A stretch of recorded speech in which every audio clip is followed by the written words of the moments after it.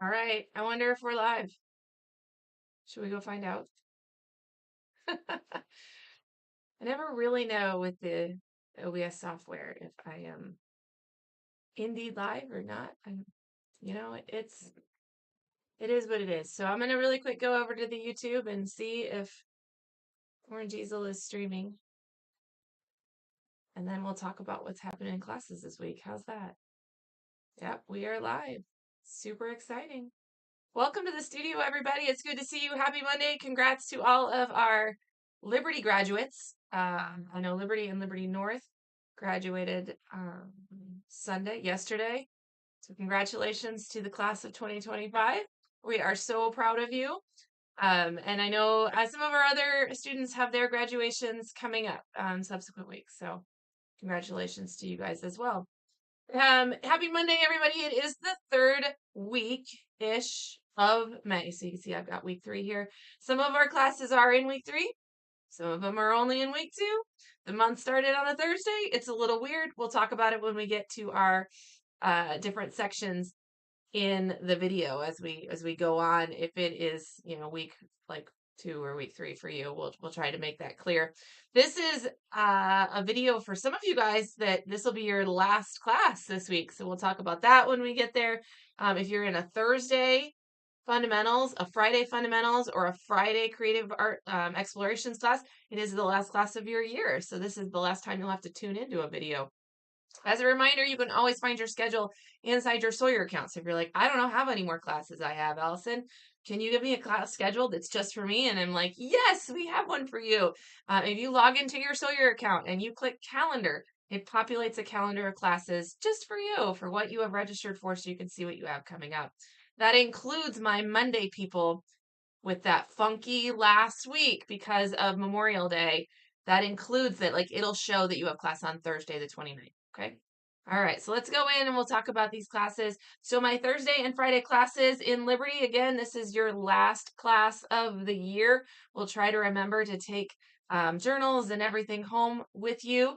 So that way, but if you forget, we'll still have them here. Don't worry. But we'll try to give that to you and clear out all the cubbies for you guys. And then we will hopefully see you again a little bit this summer for either a mini camp or a story time class.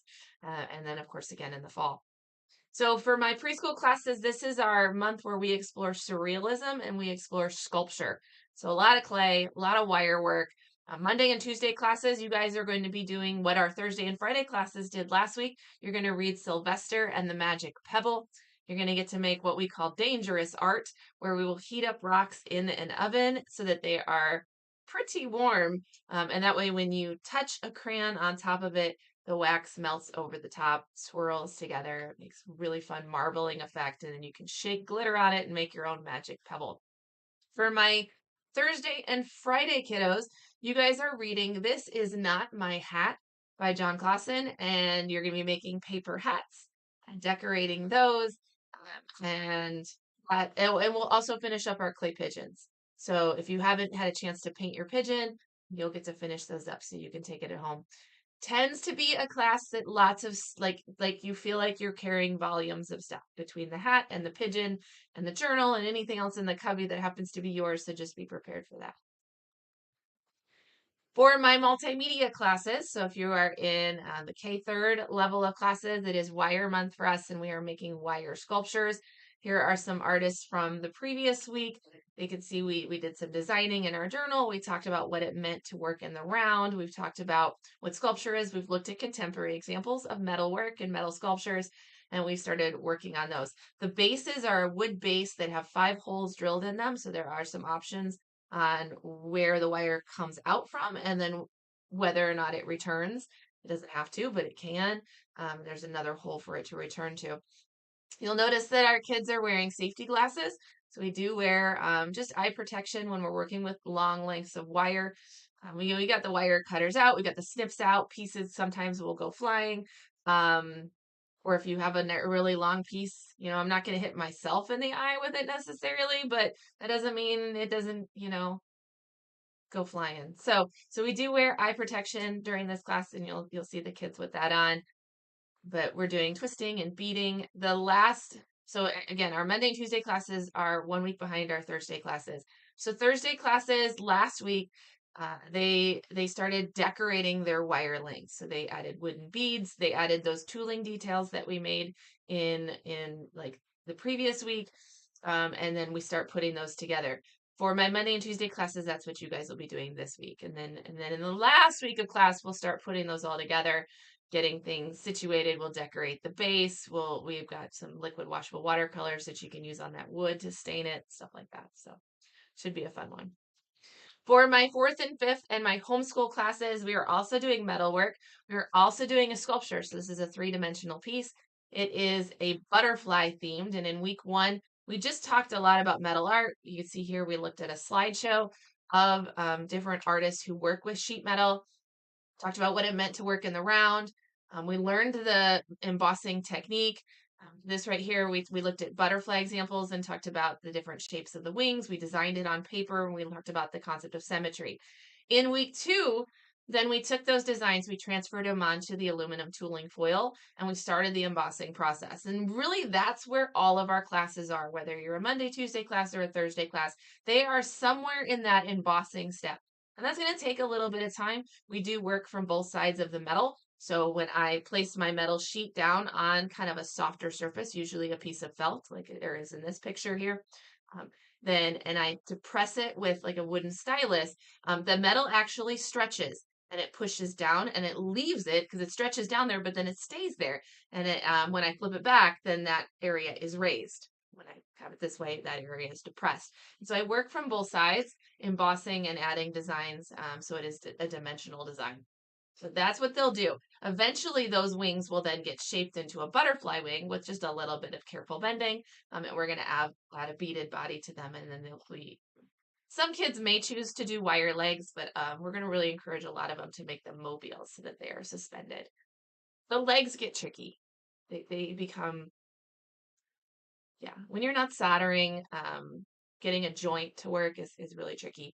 So legs can be pretty hard. So we'll probably really encourage them to be hanging butterflies. My 6th, 7th, and my 8th, 12th kids are also doing wire work. Their project is more similar to our K 3rd project in the fact that they are doing a wire sculpture with a wood base. The difference is where with our K 3rds, we're really tried to push abstract. We looked at the art of Alexander Calder, very geometric, very kind of non-representational art. For our middle schooler and our high schoolers, the wire work that we looked at was representational. It did have a recognizable subject. And so we encouraged them to come up with their own subject and figure out how to draw that in 3 dimensions with wire. So that's what they are working on. Again, you see they've got their safety goggles on. We're using pliers. Some of them are exploring different linking techniques and making their own rings. So we've got a lot of twisting, a lot of wrapping. In addition to the metal tooling foil details that our other kids can add, they also have more metal findings. So we have a selection of different washers, different nuts, different screws that they can incorporate into their design however they would like to. So lots of wire wrapping, and again, that will sit on a wood base. So in terms of timeline, I guess I should talk about that. That's their project. In terms of their timeline, it is wide open. In week 1, we looked at what we wanted to do. We brainstormed on paper. In week 2, which would have been last week for my Thursday groups, they started on the project, and that's where these pictures are from. My Monday and Tuesday kiddos will start the actual wire work this week, and Thursdays are just continuing. For the next 2 weeks, the goal is just to keep on working and wherever they're at on their project and what their subjects are. And they look so cool, you guys. Next week, I'll bring some out from the closet and show you what we have. Creative Explorations class, if you're in here, this is important. Friday classes, last class of the year. You are done. So again, be prepared to kind of take home piles of stuff. A lot of our kids keep stuff in our class cubbies. We've got your journals, we've got any in-progress work, that kind of stuff. So we will send it home with you when you come to class this week. And the stations continue.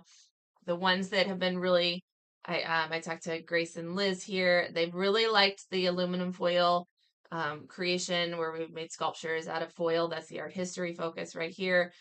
We've enjoyed the tooling process, and then painting on aluminum foil is underrated. You should do that. That's super fun. It's slick and smooth, and that tempera paint just goes right on. So good stuff. For my drawing classes, we're trying to get outside as much as possible. Our theme is in plein air, which is a French term meaning go outside and make art. It's not really what it means, but that's what I think it means. So we are making art about the natural world and in the natural world. This is some of my 101 kids, some of Grace's 101 kids, and they are drawing flowers. This is our warm-up activity with big charcoal on big paper, vertical surface, working that shoulder stability, core stability, right? Mobility work. And then it's just fun to work big. So that was our warm-up, and then eventually we went outside. Again, the Monday, Tuesday classes are in a little bit different time frame than the Thursday. So I'm going to look at my notes and make sure I get it right. Monday and Tuesday classes are going to be drawing roads and buildings with rulers. This is the beginning introduction lesson to linear perspective. We do not teach linear perspective in the 101 class. We used to. It never went well. It is just they are not ready for that. So we do not teach that anymore. We go outside, we notice the lines, we notice that the lines are not straight, even though we know they are straight. We know they're at a 90 degree, but look what a funny angle they are. We learn how to use a ruler. We don't worry about vanishing points. We don't worry about whether it's 1 point or 2 point. We just learn that the lines and how to use a ruler. So we're going to do just kind of a basic lesson of linear perspective with them, just in an awareness sense. And we're going to learn how to use the tool and celebrate all the amazing lines that we make. So that is the rows and building lessons that we'll do. For a lot of our kids, that means that we are going right outside the front door, because we love to draw. The strip mall actually is a fantastic lesson in linear perspective. It is all 1 point perspective, like right outside our front door. It's amazing. So we'll probably be right outside the front door doing that tomorrow night with my class. So roads and buildings with rulers. My Thursday class did that last week. And if it rained, I know some of our classes were rained out and couldn't go outside for that one. We do have photographs that we use for that. My Thursday class drew natural features, or will draw natural things like feathers with oil pastels. I'm looking at this and I wrote features, and that's why I'm confused. It's not features, it's feathers. So we have some beautiful, they're synthetic, but they're made to look real feathers of birds, as opposed to like our really fun, like hot pink ones. That's not what we're drawing. We're drawing the ones that look like bird feathers. We're going to draw those with oil pastels and add a little bit of watercolor to them. So again, natural elements, but on a kind of a more micro level. Okay. For my 102 classes, we are also outside. So this is in it plein air. We have loved being outside. We had beautiful weather for most of our classes last week. We did linear perspective in the Thursday class, so that's actually what this is from. So this is my Thursday class, Grace's Thursday class in Liberty, and they did linear perspective outside. So we are teaching 1 point and 2 point perspective in these classes. We do not expect that when I teach it, you're like, I got it. I never need to do it again. You're going to need to hear this quite a bit. It's a tricky, tricky lesson. For our letter kids, we did it last month as well in our interior room lesson. They're going to see it again in this lesson here. We will do a lesson or a lot of our perspective lessons in 102. In 101, not as much, but a lot of our perspective lessons when we do landscape drawings is a more atmospheric perspective, which is also a way that we add depth to painting, pictures, paintings, drawings. Linear is just another way. So more tricks and tips, a little more math oriented. If you were in a Thursday class and you've already done this, we go back inside. We may go outside, but and on a micro level, we're gonna be drawing nature elements. We do rocks, and the goal is to make them look like you have a rock sitting on your paper, and like you can't tell the difference between the actual rock sitting on the paper or the drawn rock sitting on the paper. And we'll do that with colored pencils. It's a lot of texture, mark, and form lessons. Oh wait, 102 illustrative, sorry, too fast, is doing their kind of final project. So for the month of May, they always get to do a big final project. In the past, it's always been a comic book. This year, they have a choice. They can either finish like a book, start to finish, where they have written the story and illustrated it, or they can do a series of trading cards. And so we have about 50-50 on what they chose, and they're coming along nicely. Now for my 103 classes, again, we're back outside. This is 103 Drawing Realistic and Liberty. You can see it's getting late at night. They go all the way until 9 p.m., so it did get dark. Thankfully, we have lots of really great lamps that we can bring out. We did say if you wanted to come in, you can absolutely come inside, but they opted to stay outside. It was a beautiful night. So for our 103 realistic class, they're working on a charcoal figure piece. And so last week in week 1, they searched for their reference image and did a lot of sketching. They're working fairly big. It's not as big as last month's chalk pastel landscape, but still pretty big because charcoal goes on pretty fast. And so this week they'll be able to start actually putting in values because I think most of them have the preliminary sketch done. For my illustrative 103 class, they are working big as well, and they are doing a poster size illustration of their character and world, kind of for a grand finale. Couple housekeeping things. This is the last month of our school year. So I have gotten a lot of notes about this, and I just want to make sure that I say it and everybody hears it. All billing is complete. If you are paying monthly, you're done. Classes end at the end of this month. No more billing will happen. May 1st was the last auto bill.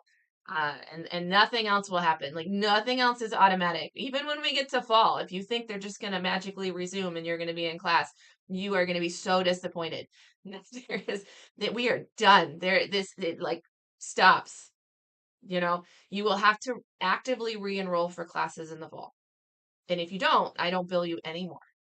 Okay, so all billing is complete. There's nothing that you need to do. This is the last class of our school year. Again, similar to at the beginning of the video when I said if you wanted a customized schedule just for you, you have a place to do that. Same thing for this. If you're like, I wonder how many more months I have in my billing cycle, you can go into your Sawyer account and it will tell you upcoming billings. It'll tell you upcoming bookings, everything. So it is completely customized for you. I highly recommend that you get familiar with your Sawyer account so that way you can see all that information.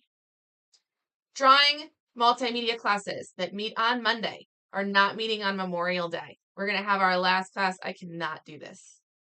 Over here, right there, on Thursday, May 29th. All right, so we will see you then. If you can't make that because you're like, I didn't know I needed to have Thursdays available, or heck, we're going on vacation because school's out.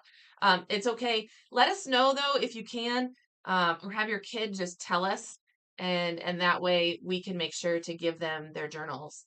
And as a matter of fact, I may instruct my Monday teachers to just go ahead and give things out on Monday the 22nd. Is that what it is? The 22nd? What's next Monday? Monday. No, I'm way off. Monday the 29th. No, Monday the 19th. Oh my gosh. So next Monday, which is week 3, I may just have them give the journals back so that way we don't end up with a whole bunch of stuff. So hopefully you can come on Thursday. If you can't, let us know so that we can get to your stuff and get things finished up. Okay. And then 2025-2026 enrollment opens August 1st. So that is something you have to actively do. It requires an action on your part. If you would like to do fall classes, August 1st is the enrollment date. We publish everything before so that you can have plenty of time to ask questions. You can have plenty of time to check your schedules. You can talk to friends. You can coordinate schedules with friends. You can look at tuition rates because they don't always change, but sometimes they do. And we raised them last year, so I don't know if we'll raise them this year. I'm hoping not. We'll take a good look at stuff. If it does go up, it won't be much. So tuitions, rates will be posted, all of that information. And you can do all of that planning. It's a great time to reach out to me if you're like, hey, we did drawing 101 last year. Is she ready for 102? That kind of stuff. So all of that comes out around July 4th, and then registration opens August 1st. You don't have to register on August 1st. You can register on August 31st. We will keep it open until then. But here's the thing. The classes do fill up, not all of them, but especially the Drawing 102 classes fill up.